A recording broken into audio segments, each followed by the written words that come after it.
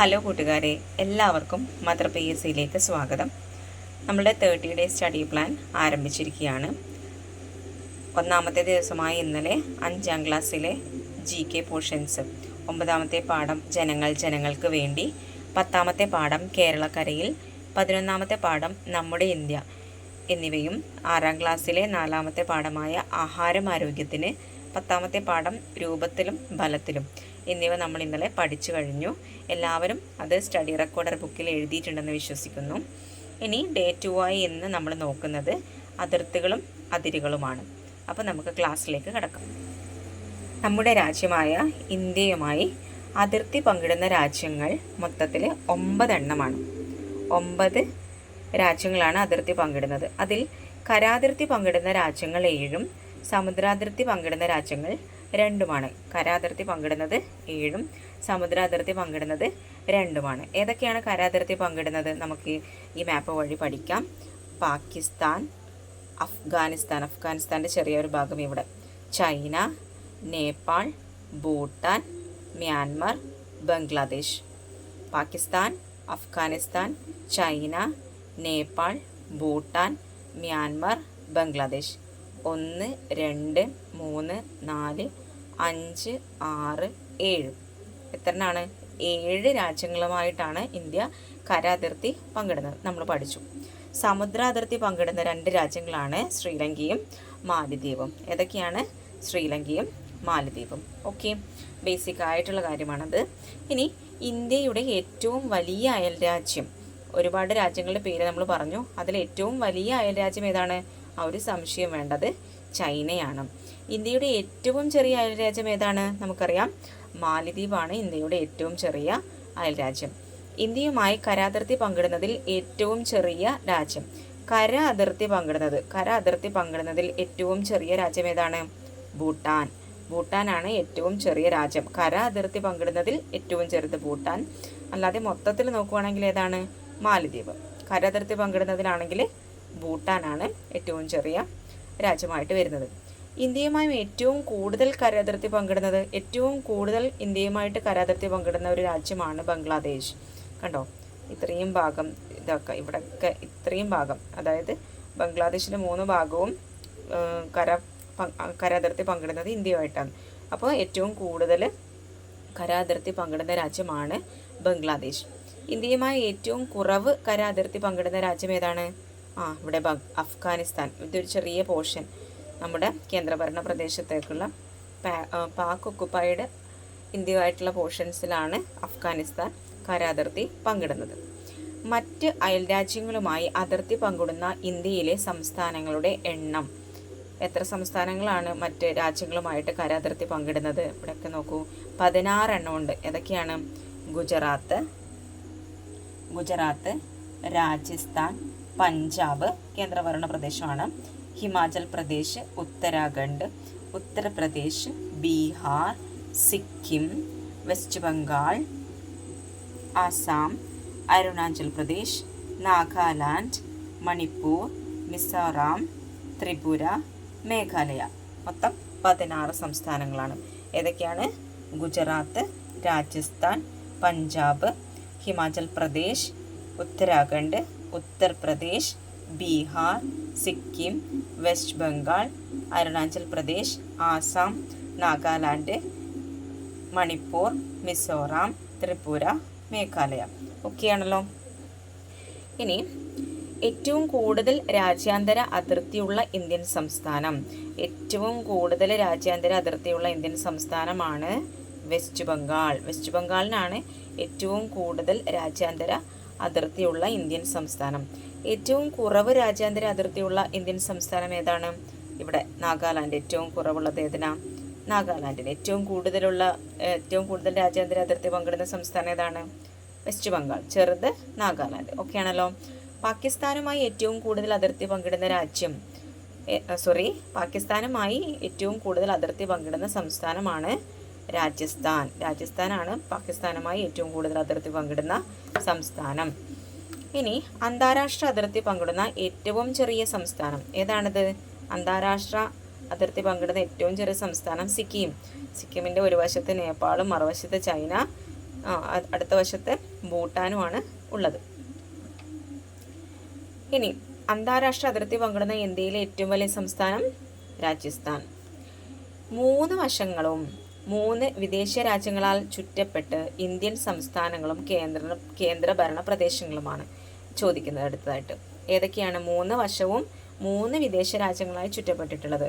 നമ്മൾ നേരത്തെ കണ്ടു സിക്കിം. 3 വശത്തും 3 വിദേശ രാജ്യങ്ങളാണ് ഉള്ളത്. പിന്നെയോ പശ്ചിമ ബംഗാളിൽ ഏതൊക്കെ വരുന്നുണ്ട്? ബംഗ്ലാദേശ് വരുന്നുണ്ട്, ഇവിടെ ഭൂട്ടാൻ ഉണ്ട്, പിന്നെ നേപ്പാളുണ്ട്, പിന്നെ ലഡാക്കാണ് വരുന്നത്. ഓക്കെ. ആൻഡമാൻ നിക്കോബാർ ദ്വീപുകളുമായി അതിർത്തി പങ്കിടുന്ന രാജ്യങ്ങൾ. ആൻഡമാൻ നിക്കോബാർ ദ്വീപുകൾ ഇവിടെയാണ് വരുന്നത്. അതിർത്തി പങ്കിടുന്ന രാജ്യം ഏതൊക്കെയാണ്? തായ്ലൻഡ്, ഇന്തോനേഷ്യയുമായിട്ടാണ് ആൻഡമാൻ നിക്കോബാർ ദ്വീപുകൾ അതിർത്തി പങ്കിടുന്നത്. ഇന്ത്യയുടെ തെക്ക് ഭാഗത്ത് സമുദ്രത്താൽ ചുറ്റപ്പെട്ട് കിടക്കുന്ന അയൽ രാജ്യങ്ങൾ. ഇന്ത്യയുടെ തെക്ക് എന്ന് പറയുമ്പോൾ ഈ ഭാഗത്താണ്. അപ്പോൾ ഇവിടെ സമുദ്രത്താൽ ചുറ്റപ്പെട്ട് കിടക്കുന്ന 2 അയൽ രാജ്യങ്ങളേ ഉള്ളൂ. ഏതൊക്കെയാണ്? ശ്രീലങ്കയും മാലദ്വീപും. അപ്പോൾ അത് രണ്ടും തന്നെയാണ് ഇന്ത്യയുടെ തെക്ക് ഭാഗത്ത് സമുദ്രത്താൽ ചുറ്റിപ്പറ്റി കിടക്കുന്ന അയൽ രാജ്യങ്ങൾ. അറബിക്കടലുമായി അതിർത്തി പങ്കിടുന്ന സംസ്ഥാനങ്ങൾ. അറബിക്കടൽ ഇതാണ്. ഓക്കെ, നമുക്ക് നോക്കാം. ഇന്ത്യയുമായി അതിർത്തി പങ്കിടുന്ന കടലുകൾ, സമുദ്രങ്ങൾ ഏതൊക്കെയാണ്? അറബിക്കടൽ, അറേബ്യൻ സീ ഇവിടെ കാണാം, ഇന്ത്യൻ മഹാസമുദ്രം, പിന്നെയോ ബേ ഓഫ് ബംഗാൾ. അറേബ്യൻ കടൽ, Indian Mahasamudram, bay of Bengal, 3 കടലുമായിട്ടാണ് ഇവിടെ വരുന്നത്. അപ്പോൾ ഈ അറബിക്കടലുമായിട്ട് അതിർത്തി പങ്കിടുന്ന ഇന്ത്യൻ സംസ്ഥാനങ്ങൾ നോക്കൂ, ഈ ഭാഗത്താണ് വരിക അല്ലേ? നമ്മൾ മാപ്പ് വെച്ച് പഠിച്ചാൽ നമുക്കത് ഈസി ആയിട്ട് നമ്മുടെ മനസ്സിലേക്ക് ഇരിക്കും. അറബിക്കടലുമായിട്ട് അതിർത്തി പങ്കിടുന്ന ഇന്ത്യൻ സംസ്ഥാനങ്ങൾ ഏതൊക്കെയാണ് അറബിക്കടലായിട്ട് വരുന്നത്? തമിഴ്നാട് വരും, ഇവിടെ വരും, ചെറിയൊരു പോർഷൻസ് വരുന്നുണ്ട് അല്ലേ? പിന്നെയോ കേരളം, പിന്നെ കർണാടക, ഗോവ, പിന്നെ മഹാരാഷ്ട്ര, ഗുജറാത്ത്. ഇതൊക്കെയാണ് തമിഴ്നാട്. ഇവിടെ നോക്കണം, ഇവിടെ ഒരു പോർഷൻ ഉണ്ട്, കന്യാകുമാരി. ഇവിടെ തമിഴ്നാട്, കേരള, കർണാടക, ഗോവ, മഹാരാഷ്ട്ര, ഗുജറാത്ത്. ഇവയൊക്കെയാണ് അറേബ്യൻ കടലുമായിട്ട് അതിർത്തി പങ്കിടുന്ന ഇന്ത്യൻ സംസ്ഥാനങ്ങൾ. ഓക്കെ. ഇനി ബംഗാൾ ഉൾക്കടലുമായി അതിർത്തി പങ്കിടുന്ന സംസ്ഥാനങ്ങൾ. നമുക്കറിയാം ബംഗാൾ ഉൾക്കടൽ ഇവിടെയാണ് വരുന്നത് അല്ലേ? അപ്പോൾ ബംഗാൾ ഉൾക്കടലുമായിട്ട് അതിർത്തി പങ്കിടുന്ന സംസ്ഥാനങ്ങൾ ഇവിടേക്ക് ഇവിടെ തന്നെ തുടങ്ങാം. ഏതാണ്? തമിഴ്നാട്, ആന്ധ്രാപ്രദേശ്, പിന്നെ ഒഡീഷ, പശ്ചിമ ബംഗാൾ. തമിഴ്നാട്, ആന്ധ്രാപ്രദേശ്, ഒഡീഷ, പശ്ചിമ ബംഗാൾ. 1, 2, 3, 4 സംസ്ഥാനങ്ങൾ. ഇവിടെയാണെങ്കിലോ 1, 2, 3, 4, 5, 6 സംസ്ഥാനങ്ങൾ വരുന്നുണ്ട്. ഓക്കെ. ഇനി ഏറ്റവും കൂടുതൽ സംസ്ഥാനങ്ങളുമായി അതിർത്തി പങ്കിടുന്ന ഇന്ത്യൻ സംസ്ഥാനം എന്താണ്? ക്വസ്റ്റ്യൻ എന്താണ്? ക്ലിയർ ആയിട്ട് കേൾക്കൂ. ഏറ്റവും കൂടുതൽ സംസ്ഥാനങ്ങളുമായി അതിർത്തി പങ്കിടുന്ന ഇന്ത്യൻ സംസ്ഥാനം അതേതാണ്? ഏറ്റവും കൂടുതൽ സംസ്ഥാനങ്ങളുമായിട്ട് അതിർത്തി പങ്കിടുന്നത്? അതെ, ഉത്തർപ്രദേശാണ്. ഏതൊക്കെയാണ്? ഉത്തരാഖണ്ഡ് ഉണ്ട്, പിന്നെ ഹിമാചൽ പ്രദേശ്, പിന്നെ ഏതാ? ഹരിയാന, രാജസ്ഥാൻ്റെ ചെറിയൊരു പോർഷൻ വരുന്നുണ്ട്, പിന്നെ മധ്യപ്രദേശ് ഉണ്ട്, ഛത്തീസ്ഗഡ്, ജാർഖണ്ഡ്, ബീഹാർ. ഇതൊക്കെയായിട്ടും അതിർത്തി പങ്കിടുന്ന ഏറ്റവും കൂടുതൽ സംസ്ഥാനങ്ങളുമായി അതിർത്തി പങ്കിടുന്ന ഒരു ഇന്ത്യൻ സംസ്ഥാനമാണ് ഉത്തർപ്രദേശ്. ഒരേയൊരു സംസ്ഥാനവുമായി മാത്രം അതിർത്തി പങ്കിടുന്ന ഇന്ത്യൻ സംസ്ഥാനം. ഒരേ ഒരു സംസ്ഥാനത്തിനോട് മാത്രമേ ആ സംസ്ഥാനം അതിർത്തി പങ്കിടുന്നുള്ളൂ. അത് അത്തരത്തിലുള്ള ഏതൊക്കെയാണ് നോക്കൂ, ചിത്രത്തിൽ നോക്കൂ. സിക്കിം ആരുമായിട്ട് മാത്രമാണ് അതിർത്തി പങ്കിടുന്നത്? പശ്ചിമ ബംഗാളുമായിട്ട് മാത്രമാണ് സിക്കിം ഒരേ ഒരു ഇന്ത്യൻ സംസ്ഥാനമായിട്ട് മാത്രമാണ് അതിർത്തി പങ്കിടുന്നത്. ബാക്കി 3 എന്താ? വിദേശ രാജ്യങ്ങളാണ്, നേപ്പാൾ, ചൈന, ഭൂട്ടാൻ. ഓക്കെ. അതുപോലെ വരുന്നതാണ് എന്ത്? മേഘാലയയിലെ ഏതൊക്കെ തമ്മിലാണ് വരുന്നത്? ആസാമുമായിട്ട്. ഓക്കെ. മേഘാലയയുടെ ഒരു അതിർത്തി വരുന്നത് ആസാമായിട്ട് മാത്രം, ഇവിടെ മാത്രം, ഒരേ ഒരു സംസ്ഥാനമായി മാത്രം. ബാക്കി മൊത്തം ബംഗ്ലാദേശുമായിട്ടാണ്. ഓക്കെ. രാജ്യത്തിൻ്റെ ഭൂരിഭാഗത്തിൽ 3 വശവും ഇന്ത്യക്കുള്ളിലായി സ്ഥിതി ചെയ്യുന്ന രാജ്യങ്ങൾ. അതായത് 3 വശം, ഒരു രാജ്യത്തിൻ്റെ 3 വശം ഇന്ത്യക്കുള്ളിൽ വരുന്നത് കാണുമ്പോൾ തന്നെ അറിയാമല്ലോ നമുക്ക്. ഇവിടെ ബംഗ്ലാദേശ് ഉണ്ട്, നേപ്പാൾ ഉണ്ട്, ഭൂട്ടാൻ ഉണ്ട്. നേപ്പാൾ, ഭൂട്ടാൻ, ബംഗ്ലാദേശ്. ഇതാണ് രാജ്യത്തിൻ്റെ ഭൂരിഭാഗവും എവിടെ വരുന്നു? ഇന്ത്യക്കുള്ളിലായിട്ട് സ്ഥിതി ചെയ്യുന്നു. നേപ്പാൾ, ഭൂട്ടാൻ, ബംഗ്ലാദേശ്. നമ്മൾ ചിത്രം കണ്ടു പഠിക്കാൻ നമ്മുടെ മനസ്സിലേക്ക് അത് കൂടുതൽ അങ്ങ് ഇറങ്ങിച്ചെല്ലും. ഓക്കെ. നമ്മൾ ബൈ ഹാർട്ട് ഇങ്ങനെ ഒരു പോയിന്റ്സ് പഠിക്കുന്നതിനെക്കാട്ടി ചിത്രങ്ങളിലൂടെ പഠിക്കുന്നത് വളരെ സഹായകമായിരിക്കും. രാജ്യത്തിൻ്റെ നമ്മൾ ആ ക്വസ്റ്റ്യൻ ഡിസ്കസ് ചെയ്തു. 2018 ഇന്ത്യ ലാൻഡ് ബോർഡർ ക്രോസിംഗ് കരാറിൽ ഏർപ്പെട്ട രാജ്യമാണ് മ്യാൻമർ. ലാൻഡ് ബോർഡർ കരാറിലായിട്ട് ഏർപ്പെട്ടത് എപ്പോഴും 2018 മ്യാൻമറുമായിട്ടാണ്. ഓക്കെ, ഇനി നമ്മളുടെ അതിർത്തി രേഖകളെ കുറിച്ചിട്ടാണ് നമ്മൾ പഠിക്കുന്നത്. വളരെ പ്രധാനമായിട്ട് ക്വസ്റ്റ്യൻസ് കൂടുതലായിട്ട് വരുന്ന ഒരു കാര്യമാണ്. അപ്പോൾ ഒന്ന് കൂടുതലായിട്ട് ഫോക്കസ് ചെയ്യാം. ഇന്ത്യ പാകിസ്ഥാൻ. ഓക്കെ, ഈ അതിർത്തി അറിയപ്പെടുന്നത് എന്താണ്? Radcliffe line. ഇന്ത്യ ചൈന ആയിട്ടാണെങ്കിലോ മക്മോഹൻ രേഖ എന്നറിയപ്പെടുന്നു. India Pakistan Radcliffe line, India China McMahon രേഖ. ഇന്ത്യയും അഫ്ഗാനിസ്ഥാനുമായിട്ടും അവിടെ എന്താ അറിയപ്പെടുന്നത്? ഡ്യൂറൻഡ് രേഖ. എന്താണ് ഡ്യൂറൻഡ് രേഖ? റാഡ്ക്ലിഫ് ലൈൻ ഏതുമായിട്ടാണ്? ഇന്ത്യ പാകിസ്ഥാൻ. മക്മോഹൻ രേഖ അല്ലെങ്കിൽ ലൈൻ എന്ന് പറയുന്നത് ഇന്ത്യ ചൈന. ഡ്യൂററ്റ് രേഖ എന്ന് പറയുന്നത് ഇന്ത്യ അഫ്ഗാനിസ്ഥാൻ. ഇനി ഇന്ത്യയും ശ്രീലങ്കയിലും വരുന്നത് എന്താണ്? പാക് കടലെടുക്ക്. ഇന്ത്യയും മാലദ്വീപും തമ്മിൽ വരുന്നതാണെങ്കിലോ 8 ഡിഗ്രി ചാനൽ ഏതൊക്കെ തമ്മിലാണ്? ഇന്ത്യ മാലദ്വീപ് തമ്മിലാണ്. തീൻ ബേഗ കോറിഡോർ ഇന്ത്യ ബംഗ്ലാദേശ് തമ്മിലാണ് എന്ത്? Tin Bigha corridor. India China Myanmar ഇത് വരുന്നത് എന്താ? Hkakabo Razi. എന്താണ്? Hkakabo Razi India China Myanmar. Tin Bigha corridor India Bangladesh. 8 degree channel India Maldives. Palk കടലെടുക്ക് തെറ്റിദ്ധരിക്കുന്നത് അത് ഇന്ത്യ ശ്രീലങ്കയുമാണ്. ഡ്യൂററ്റ് രേഖ ഇന്ത്യ അഫ്ഗാനിസ്ഥാൻ. മക്മോഹൻ രേഖ India China. Radcliffe line India Pakistan. Okay, ഇനി നമ്മളിപ്പോൾ പഠിച്ചിട്ടുള്ള ലൈൻസ് അതിർത്തികളെ കുറിച്ചുള്ള കൂടുതൽ അഡീഷണൽ പോയിന്റ്സ് ആണ് നമ്മൾ ഡിസ്കസ് ചെയ്യുന്നത്. നമ്മൾ റാഡ്ക്ലിഫ് ലൈൻ പറയുന്നത് ഇന്ത്യ പാകിസ്ഥാൻ തമ്മിലാണ് അല്ലേ. അപ്പോൾ ഇന്ത്യ പാകിസ്ഥാൻ അതിർത്തി രേഖ നിർണ്ണയിക്കുന്നതിനുള്ള ബൗണ്ടറി കമ്മീഷനെ നിയമിച്ച വ്യക്തി ആരാണ്? ലോർഡ് മൗണ്ട് ബാറ്റൺ ആണ് ഇന്ത്യ പാകിസ്ഥാൻ അതിർത്തി രേഖ നിർണ്ണയിക്കുന്നതിനുള്ള ബൗണ്ടറി കമ്മീഷനെ നിയമിച്ച വ്യക്തി. ബൗണ്ടറി കമ്മീഷന്റെ ചെയർമാനായി നിയമിതനായ വ്യക്തി ആരാണ്? ഈ ബൗണ്ടറി കമ്മീഷനെ നിയമിക്കുന്നത് ലോർഡ് മൗണ്ട് ബാറ്റണും അതിൻ്റെ ബൗണ്ടറി കമ്മീഷന്റെ ചെയർമാനായി നിയമിതനായ വ്യക്തിയുടെ പേരാണ് സിറിൽ റാഡ്ക്ലിഫ്. എന്താണ് പേര്? Cyril Radcliffe. അദ്ദേഹത്തിൻ്റെ പേരിൽ നിന്നാണ് റാഡ്ക്ലിഫ് ലൈൻ ഉണ്ടായിരിക്കുന്നത്. പാകിസ്ഥാൻ ഇന്ത്യയുടെ വേർതിരിക്കുന്ന അതിർത്തി രേഖ നിർണ്ണയിക്കുന്നതിന് വേണ്ടിയിട്ടുള്ള ബൗണ്ടറി കമ്മീഷന്റെ ചെയർമാനായിരുന്നു സിറിൽ റാഡ്ക്ലിഫ്. അദ്ദേഹത്തിൻ്റെ പേരിൽ നിന്നാണ് ആ ഒരു ലൈൻ ഉണ്ടായിരിക്കുന്നത്. ഓക്കെ, ലൈനിൻ്റെ പേര് വന്നിരിക്കുന്നത് റാഡ്ക്ലിഫ് ലൈൻ എന്നുള്ള പേര് വന്നിരിക്കുന്നത്. ഇനി ഈ ഒരു ബൗണ്ടറി കമ്മീഷനെ നിയമിച്ച വ്യക്തിയാണ് ലോർഡ് മൗണ്ട് ബാറ്റൺ. ഓക്കെ, ഇനി റാഡ്ക്ലിഫ് ലൈൻ നിലവിൽ വന്നത് 1947 ഓഗസ്റ്റ് 17. എപ്പോഴാണ്? 1947 ഓഗസ്റ്റ് 17 ഈ റാഡ്ക്ലിഫ് ലൈൻ നിലവിൽ വരുന്നത്. ഓക്കെ,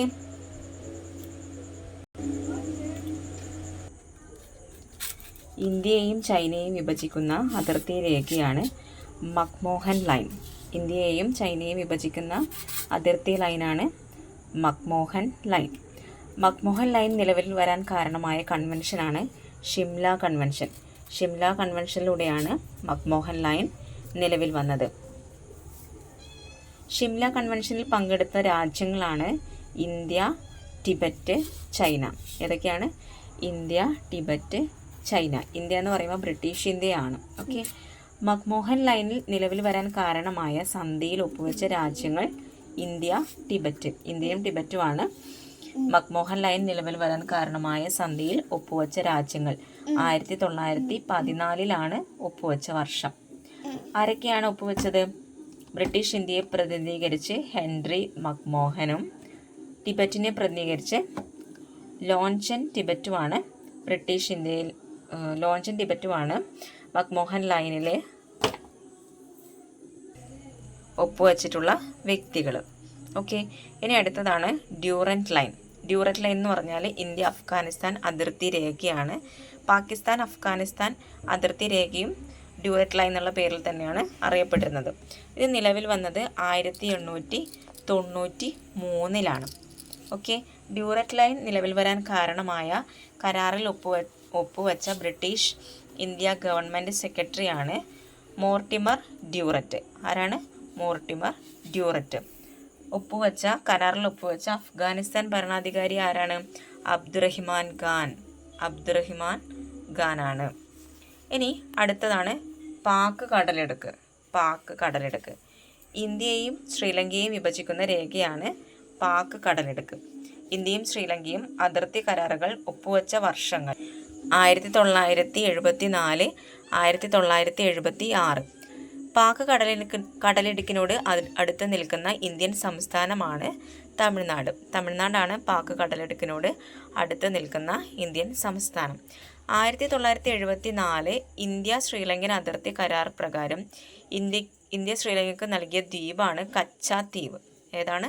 കച്ചാദ്വീപ്. 1974 ഇന്ത്യ ശ്രീലങ്ക അതിർത്തി കരാർ പ്രകാരം ഇന്ത്യ ശ്രീലങ്കയ്ക്ക് നൽകിയ ദ്വീപാണ് കച്ചാദ്വീപ്. ഇന്ത്യ ബംഗ്ലാദേശ് ട്രെയിൻ സർവീസുകൾ മൈത്രി എക്സ്പ്രസ്, ബന്ധൻ എക്സ്പ്രസ്. ഇന്ത്യയും ബംഗ്ലാദേശും തമ്മിലുള്ള ട്രെയിൻ സർവീസുകളാണ് മൈത്രി എക്സ്പ്രസ്സും ബന്ധൻ എക്സ്പ്രസ്സും. ഇന്ത്യയും പാകിസ്ഥാനും ഇടയിലുള്ള നിലവിലുണ്ടായിരുന്ന ട്രെയിൻ സർവീസുകളാണ് സംജോത എക്സ്പ്രസ്, താർ എക്സ്പ്രസ്. ഇനി ഇന്ത്യയുടെ വടക്കേ അറ്റം എന്ന് പറയുന്നത് ഇന്ദിരാകോളാണ്. ലഡാക്കിലെ ഇന്ദിരാകോളാണ് ഇന്ത്യയുടെ വടക്കേ അറ്റം എന്നറിയപ്പെടുന്നത്. ഏതാണ്? ഇന്ദിരാകോൾ. ഇന്ത്യയുടെ തെക്കേ അറ്റം എവിടെയാണ്? Indira point, Parsons point, Pygmalion point, great Nicobar എന്നീ പേരുകളൊക്കെ അറിയപ്പെടുന്നതാണ് എന്ത്? ഇന്ദിരാ പോയിന്റ്. ഇന്ത്യയുടെ കിഴക്കേ അറ്റം എന്ന് പറയുമ്പോൾ അരുണാചൽ പ്രദേശ്. ഏതാണ്? കിബത്തു എവിടെയാണ്? അരുണാചൽ പ്രദേശിൽ. ഇന്ത്യയുടെ കിഴക്കേ അറ്റം കിബത്തു, അരുണാചൽ പ്രദേശ്. ഇന്ത്യയുടെ പടിഞ്ഞാറേ അറ്റം ഗുജറാത്തിലാണ്.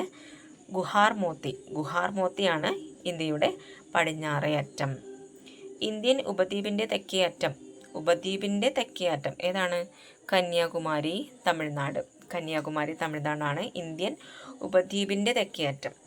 ഓക്കെ. ഇന്ത്യയുടെ തെക്കേ അറ്റം ഇന്ദിരാ പോയിന്റ്, ഇന്ത്യൻ ഉപദ്വീപിൻ്റെ തെക്കേ അറ്റം കന്യാകുമാരി.